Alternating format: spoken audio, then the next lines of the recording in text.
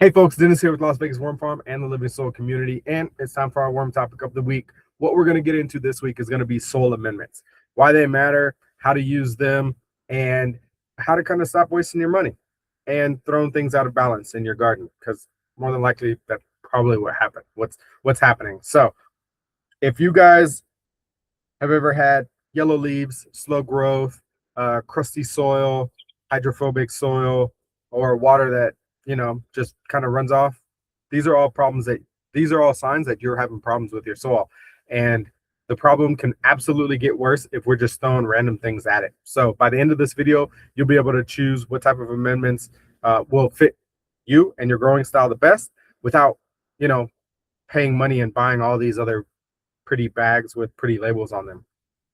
And we're going to go ahead and discuss why these amendments kind of matter, uh, how to kind of read your soil to kind of figure out what's wrong with it, maybe.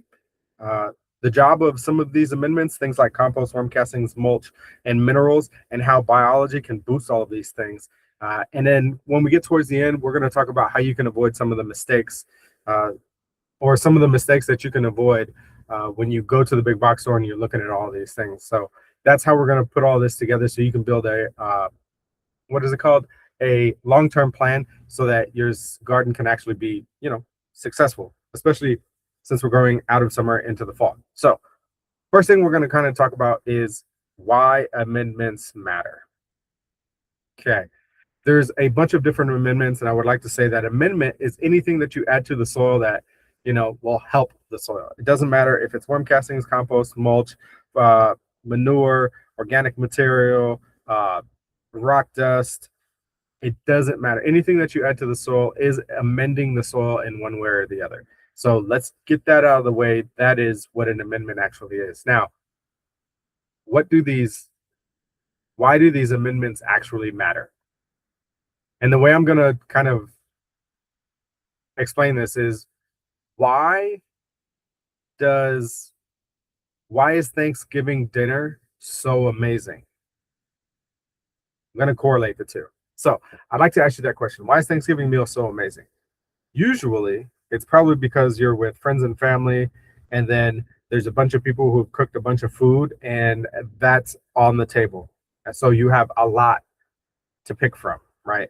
And that's a good thing, because there's a bunch of things that you have at your disposal. It's a very nice environment to be in, right? It's very, what do you want to call that? Like, it gives you that warm, fuzzy feeling, right? Amendments are kind of like that Thanksgiving feast, right? The more you have, the better it is. So the more, the different types, the more diversity you bring to the table, the better it's going to be. So what I mean here is that not necessarily, 1,000 turkeys on the same table is going to be a good thing, but if you have turkey, ham, sausage, bacon, if you have jambalaya, if you have ribs, brisket, chicken, did I say chicken? Maybe some shrimp, right? That's going to make a really good Thanksgiving. It might be a little weird, but you have a lot of different meat on that table, right? So that's our soil amendments. Maybe that is rock dust, right? We have 10 different types of rock dust, right? Now we go into something different, like our vegetables, right? Let's call that our organic material. On the Thanksgiving table, we've got green beans, sweet potatoes, mashed potatoes. We've got, what else is a vegetable? Green bean casserole, cranberries. We'll call that, it's a fruit, but we'll wrap it into veggies and fruits. Cranberries, mushrooms, corn. I'm drawing blanks here, but do you see where I'm getting at? Like, you have a bunch of different vegetables on the table that you can choose from.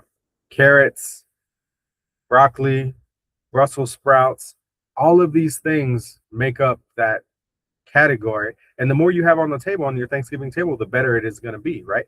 Now, if we go to a different category, right, then we would add our starches. Well, I guess vegetables and starches kind of go the same, but mashed potatoes, sweet potatoes, right? Your cornbread, your regular dinner rolls.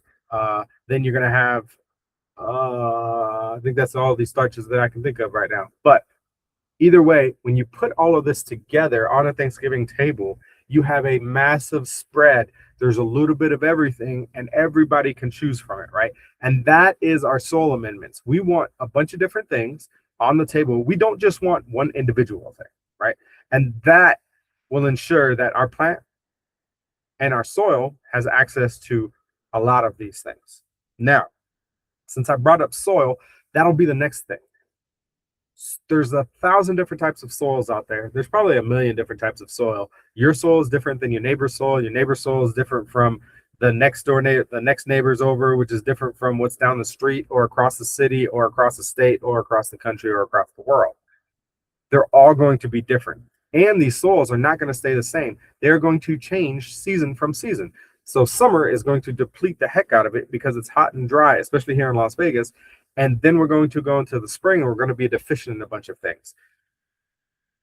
A lot of people just throw the kitchen sink at it, but here's what I would say. If you want to know how to get your soil to be a good soil, you have to find out what's in the soil first. And when you know what's in the soil, then you can identify what's missing and then put that back in, right? So it's kind of like our refrigerator. I know that my kids have eggs and a bagel and cream cheese every day before they leave the house. So I have to replenish that. In order for them to be happy and healthy, I know that that's going to be missing because I can go to the refrigerator, I can look at the eggs and say, oh, there's only 2 eggs left. I can go look at the bread bin and see that, oh, we only got 1 bagel left.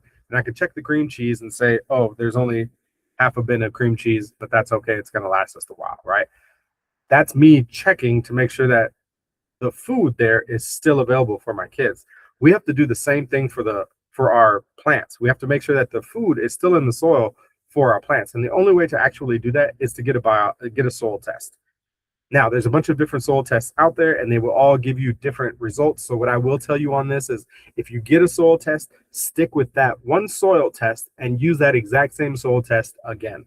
That way you're testing the same things. There's no sense in me going to look at the cereal and see how much cereal is there if my kids are only eating bagels, cream cheese, and eggs. Does that make sense?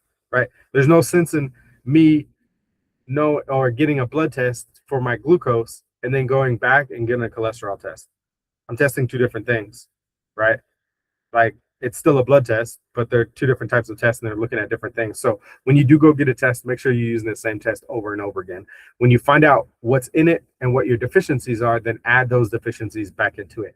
That is why we get a soil test, right? We want to make sure that we're adding the right things back into it. And that will make sure that we get our soil from crappy to good because we know it's missing.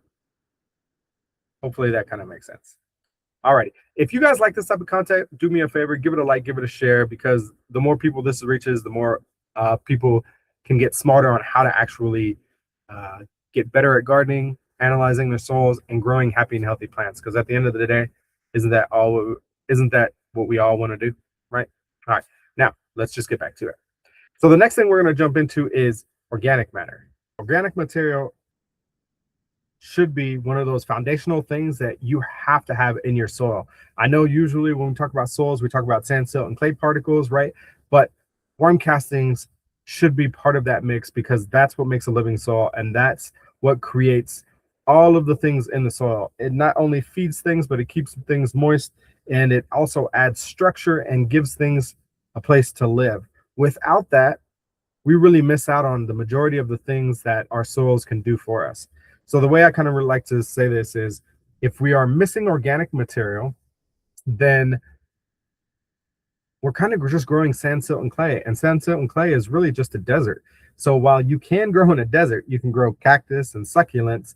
That's not really what I mean, you can if you want to, and that's up to you.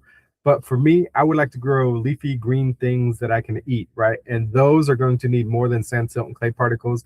And compost is going to be, or organic material, aka compost is an organic material, is going to be one of those foundational things that you have to keep into the soil. You have to get into the soil. It performs so many different things, so many different functions. Without that, your plant is going to be missing out on a lot, the majority of the things. Probably. So you want to make sure you add that in there. And this matters because moisture, the organic material holds on to moisture. Moisture, if you don't have that, you don't have life, right? So every living thing needs water. Your plants are no different. And if without that water, then you're going to have a dead plant. You're not going to be able to grow anything. So organic material is a sponge that holds on to just the right amount of moisture, and it releases it at just the right amount of time or just the right amounts so that your plants get just enough, the microbes get just enough, and the soil can keep cycling and doing what it needs to. The other thing that it does is it provides food for your plant. I think the majority of us know that organic material, our plant can uptake some of that, some of those nutrients and use it to be able to grow happy and healthy. Now, the other side of that, it is also a food source for all of the other things in your garden. And what I mean by that is the things that you can't see with your naked eye and you need a microscope to be able to identify. Those things are your microbes, your mites, sometimes your worms, depending on how big they are, right? But all of these things use organic material as a food source. And when they use it as a food source, they turn that food into nutrients that your plants can actually use. So it's another way for our plants to get nutrients on a regular basis. And that's one of those things that the organic material does. The last thing, not the last thing, but one of the other things that I want to talk about that the organic material brings is structure to the soil. And what I mean by that is when you bring not worm castings, when you bring organic material to the table, the organic material has a way of building soil. First of all, it can help buffer things in the soil. So if you've got too much salt, too much calcium, too much magnesium, too much iron, too many heavy metals, whatever it is, it can help buffer those things. Also, chemicals. It also creates a habitat for those microorganisms to actually live and survive in. And those microorganisms are the engineers that kind of build aggregation in the soil. So if you ever grabbed a healthy soil, like it's crumbly, it's nice, right? It's got a nice texture to it. It's got big pieces, little pieces. Well, when we add organic material to the soil, it gives a home for those microorganisms, and those microorganisms can create that structure in that soil. But you got to have the organic material in there to be able to do that. If you don't, guess what? It's not going to happen. It's not going to happen. The organic material, when we add that, it's kind of like, I guess the pantry, the cooking utensils in a kitchen. Like it holds all of the capabilities to do things. And if we don't have that, then we can't create food, right? If we don't have a pantry, we don't have a reserve of food that we can't eat, right? If we don't have a stove or pots and pans to cook the things on, then we can't eat the food. So we have to have that organic material, right, in the soil so that we can create nutrients for our plants and that our plants can actually use it and uptake it. Because even if we want to eat and we have food in the pantry or in the freezer and it's just a bag of flour, I mean, can we eat it? Probably. Do you want to? No, right? Like, in order for us to actually make it taste good and make it usable for our bodies to digest and stuff, we need to have that stuff cooked and broken down. And we got to have the right tools to be able to do that. And compost allows the soil, it gives the soil a lot of tools to be able to create nutrients for our plants. So,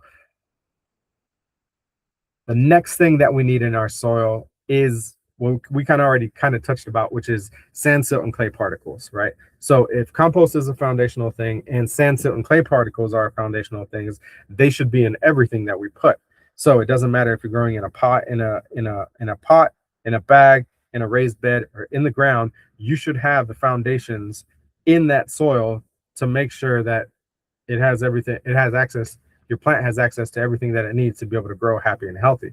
And there's no difference when we talk about minerals, rock dusts, volcanic rock, azomite. I mean, that's a product name, but that's the realm that I'm going to. Basalts, right? Granite, limestone, you name it. All of these are minerals and they provide different things into the soil. We have to have those because that is also where your plants get nutrients. And I know you're thinking, Dennis, Plants can't take up rocks. Yep, you're right. They cannot. But here's the funny thing. The microorganisms in the soil create different kind of enzymes, acids, compounds that will actually weather away or erode these minerals and turn them into liquid food for your plant. Yeah, crazy how Mother Nature works, right? But that is what she does, and that's what occurs. And therefore, we can have some food sources in the compost, but we also need to have some food sources in the minerals. Let me say that again. There's some food in the organic material, right?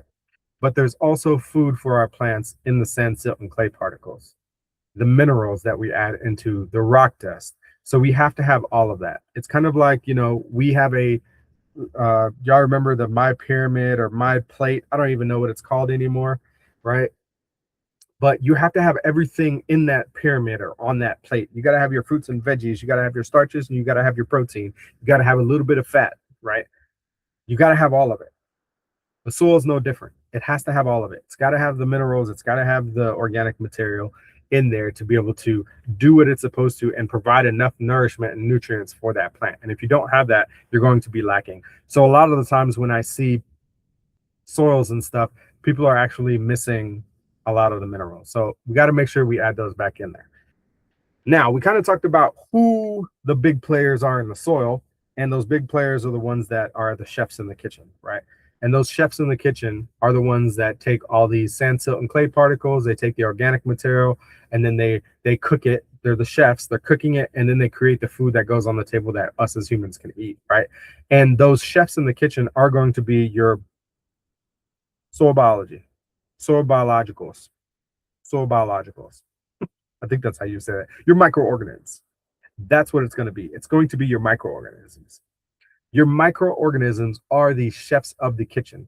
They are taking that organic material, those minerals, and they are cooking them up on a skillet, on a stove, flipping them, flambe, whatever you want to call it. They are doing all of those things.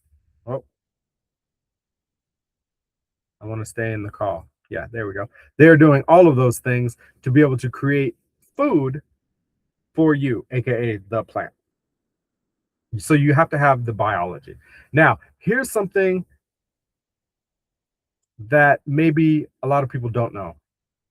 Every different microorganism has a different function. So some of them break down nitrogen, some of them break down carbon, some of them break down minerals, some of them, eat other microorganisms. They all have a different function. And when we have a bunch of different things doing different stuff, that is actually very beneficial because then we have more access to all of the things there, right? So the way I kind of like to relate to this is goes back to our Thanksgiving table. The more food we have on the table, the better the Thanksgiving feast is going to be, right?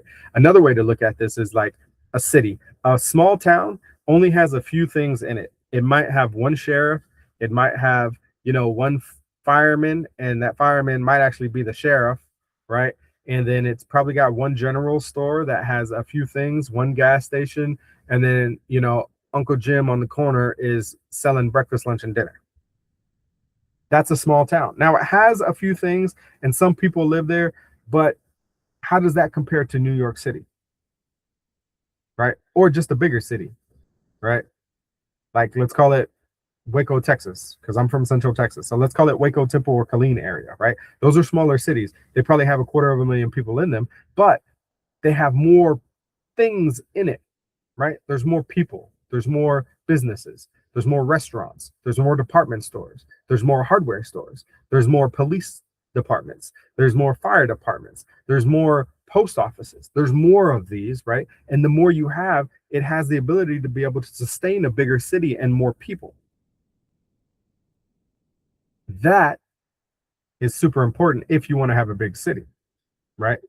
You got to have more people doing different things in that city to sustain the population. And that is the microorganisms in the soil. The more microorganisms you have, the different types, right? You have, the more that they're bringing to the soil, to your plant. we don't just want to go with one thing, right? There's a lot of people that are pushing out, individual microorganisms. Great, they have a specific function, but like, I don't just want a city full of firemen, right, or fire women. Like, what about the cops, right? Like, what about the the people who build the streets, the road workers, right? What about like restaurants? Like, I want all of the things. I just don't want, a city full of fire department or a city full of firemen and firewomen. Like, I need all of the things. So when you go out there and you only buy lactobacillus, or you only buy predatory nematodes, or you only buy, nitrogen fixing, nitrogen fixers, you're only getting one specific microorganisms. And while they have a function, there's other things that need to be in that soil in order for that system to work happy and healthy, right? Just like a city, you got to have everybody in it supporting everything, doing everything. If you want a city that's hustling and bustling and doing everything and providing all the things that you need as a human being, the same thing goes for the soil. You need everything and everybody in the soil to create all the nutrients for your plant. And that's how Mother Nature works, right? That's what she does on a daily basis without us thinking about it, right? That's how that works. All right, so the next thing we're going to jump into is some of the most common mistakes and things we should avoid, at least from my perspective, the things that I've seen when people jump into gardening. All right, and the first thing is adding too much of one thing. Adding too much of one thing is a bad thing. It doesn't matter, right? As human beings, if we have too much sugar, it's a bad thing. If we have too much water, believe it or not, that's going to be a bad thing, So we want to add things in moderation. Too much compost is a bad thing. Too much worm castings is a bad thing. Too much phosphorus, potassium, nitrogen, right? Bad thing. Too much water, bad thing. So we want to add everything in moderation. So common mistake is throwing too much at it. Everything in moderation. Throw a little bit of compost, a little bit of worm castings, right? Like a little bit of alfalfa, a little bit of cornmeal, a little bit of wood chips, right? Like, this will bring diversity to the table, and then everybody stays happy. Don't just think that you can just dump a bunch of things in there and it's going to make the system better. It's not. Moderation is going to be key. Now, the next thing is going to be knowing what's missing. You can't put something into a system if you don't know what's missing. So you have to do testing if you're going to be very specific. So if you're going to tell me that you're going to add nitrogen into the soil, I'm going to assume that you've already done a soil test and know that you're deficient in nitrogen, and that's why you're adding it in there. If you're adding microorganisms into it, if you're adding protozoans or nematodes or bacteria into your soil, right, because you've created a tea or an infusion or an extract of some sort, I'm going to assume that you have done a biological test on your soil, you know it's missing, and you're adding that specific thing back in there. That's going to be my assumption, because if you're adding very specific things into it, then you should know what the deficiency is. If you know that you have a deficiency in B12, then why would you go buy vitamin D and take vitamin D if your deficiency is B12, right? You should take the B12 because that's what you're deficient in. But sometimes we do this in a soil where we don't get a test done, or we don't know what's missing, and we're adding random things in there, and it's not fixing the problem because we don't even know what the problem is. So if you're going to be very prescriptive in what you're adding into your soil, then make sure you do a soil test to tell you what you're deficient in, so you can add it back in there. I mean, I see this all the time. And if you're going to add stuff to your soil, the best way that I can tell you is just add a bunch of different things. It's kind of like a multivitamin, right? Like, if we take a multivitamin, more than likely we're going to hit all of the things that we need in our body, right? A to Z. Which one is that? I don't know. But most of the time we're going to get a little bit of everything, right? And that's better than taking a lot of one thing. So that is one of the things that I see a lot, is throwing in too much of something and then not throwing in, or throwing in too much of something and then not knowing what you're missing and then just throwing stuff in there, right? Like, it's a quick way to mess things up. If you don't know that your soil is already high in nitrogen and you throw more nitrogen in there, you're going to burn up your roots, you're going to burn up your plants, right? Like, that's not what we're trying to do here. So you have to be, if you're going to be very specific and prescriptive, then you're going to have to know what your deficiency is, and that means take a test. Cool. Hit that hard enough. The next thing is, so now that those are some of the common mistakes that I see, how do we do this? How do we build a happy, healthy soil? We're coming out of summer, it's fall. What does my soil need? Well, the first thing I'll tell you is you probably should get a test done. But if you don't want to take a test because it costs money, I get it. I don't always want to take tests either or do them. So this is what I'll do. I'll take a multivitamin. If I don't know what's wrong with me and I just want to stay healthy, I will just take a multivitamin. And that's the solution. Oh, you wanted to know for your soil what you needed to do for your soil for it to be healthy. Gotcha. Okay. So it comes down to air, water, food, and microbes. These are the four principles that we talk about in school, in the community, living soil community on school, right? And if I break that down even further, it comes down into make sure the biology is in the soil, right? Refresh that with an extract. We're going to make sure that there's enough food for those guys, for the biology to be able to feed on, which is adding compost. And then we're going to make sure that all of that stays covered and protected from the elements, which is mulch. I can't tell you how simple this is. Those 3 steps will ensure that your garden is happy and healthy coming out of a season and going into the next season. Okay. Especially the summertime, especially if you're living in the Southwest or in a harsh environments, right? Whenever you have that harsh weather come through, then you need to get everything back into shape as quick as possible. And if we're not going to do tests, then we need to do the bare basic minimum, right? Take that multivitamin, and that multivitamin is going to be biology, food, and a roof. Castings, compost, mulch. That is going to help keep things going, keep things alive, and keep the system cycling over and over and over again, especially when a harsh climate like the summer or a winter has wiped out some of our biology. So that's how you create a happy and healthy soil.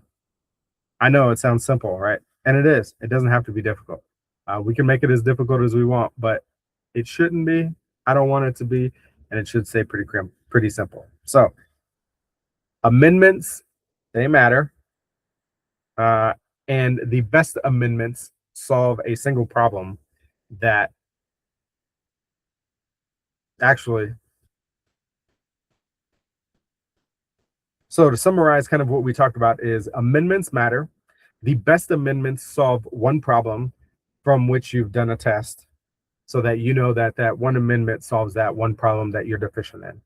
You got to start observing and you got to do the testing if you're going to be very prescriptive on what you're adding to your soil. At the end of the day, you got to make sure that you have organic material. You got to make sure you have the minerals in there. You have to make sure you have the microorganisms to cycle all of those things. And you got to make sure that you keep everything covered, which is some type of mulch on top of your soil. That will get you to a successful garden, a living soil system very quickly. And it will keep that system going year over year, season over season, month over month, week over week, day over day. That's all we really have to do if you want to keep that system going and create a living soil that will provide nutrients for your plants and get them to grow happy and healthy. But that's it for this week. Thanks for watching. We'll see y'all next week.